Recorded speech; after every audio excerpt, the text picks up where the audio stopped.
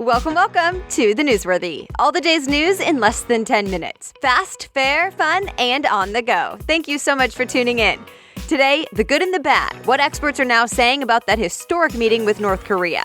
Plus, AT&T wins, a World Cup vote, and paving for pizza. All that and much more in less than 10 minutes. I'm Erica Mandy. Today is Wednesday, June 13th. You ready? Let's do this. More talk, more analysis about this week's historic meeting between President Trump and North Korean leader Kim Jong-un.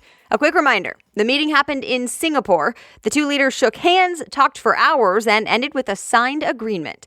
North Korea promised to work toward denuclearization of the Korean peninsula.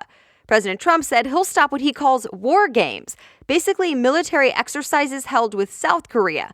CNBC has a list of more than a dozen experts who weighed in on the meeting and the deal. So let's talk about a couple of the good things said and a couple of the more critical things. So first, the good stuff. Experts say any peaceful talks with North Korea does help make sure we don't go to war, because war could mean millions of lives lost.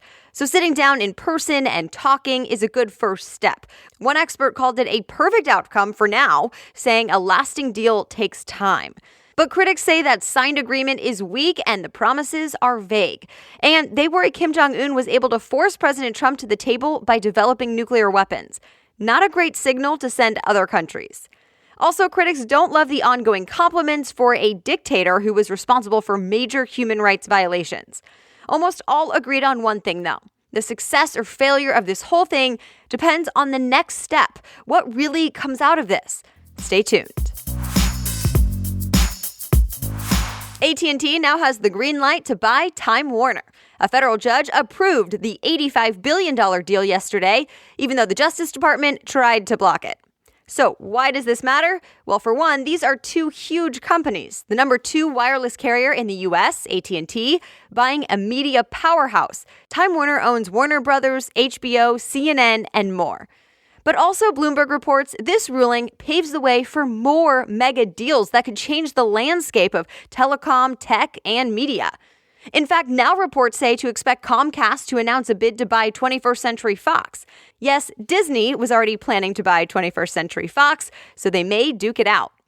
As for AT&T and Time Warner, the Justice Department tried to argue the deal will hurt competition and innovation, and even increase prices for you.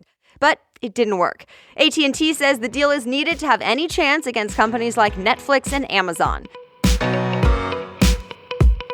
Americans gave more money than ever before to charity last year. Yes, a new report found charitable giving hit a record high of more than $400 billion.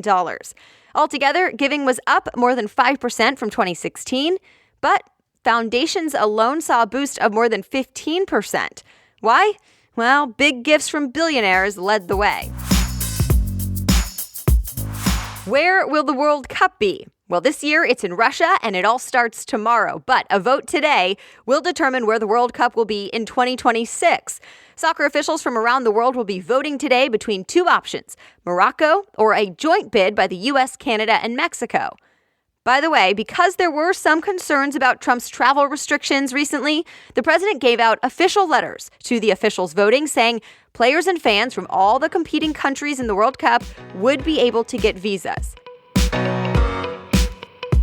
We'll get to more news in just a moment, but first I want to tell you about our sponsor today, the Bossed Up Podcast. Each week, nationally recognized speaker, writer, and CEO Emily Aries deals with your career conundrums. Yes, you've heard her on this podcast before because she is the go-to expert for dealing with challenges in the workplace, especially for women. So if you or the woman in your life is ready to level up, switch careers, or simply figure out how to have sustainable success, then subscribe to Bossed Up. That's BOSSED, up, wherever you get your podcasts. Now back to the news. Two very different companies are both planning for some big job cuts. Tesla and McDonald's. The Wall Street Journal says Tesla will be cutting about 9% of its workforce. The company has not been profitable yet, and apparently it's make or break time. The layoffs are expected to impact 3,500 employees. At McDonald's, layers of managers are expected to be let go by the end of the month, but no word yet on exactly how many people. Look out, Instagram users. Instagram wants to help businesses make money and for you to open your wallets. It's adding shoppable tags right into Instagram stories. It may say the product's name or just show a little shopping bag on the picture of the story. For now, only some brands have this new feature, but be ready to see it more often. It's rolling out to more brands soon.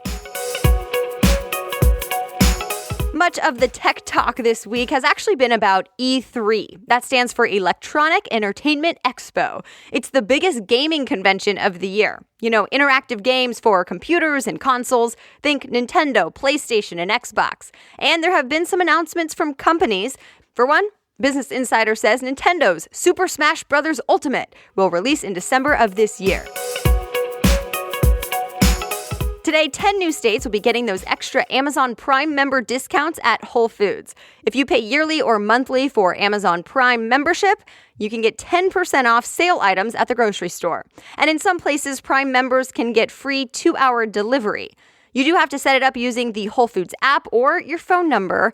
Amazon says all U.S. Whole Foods will have the discount available this summer. This all comes about 1 year after Amazon bought Whole Foods.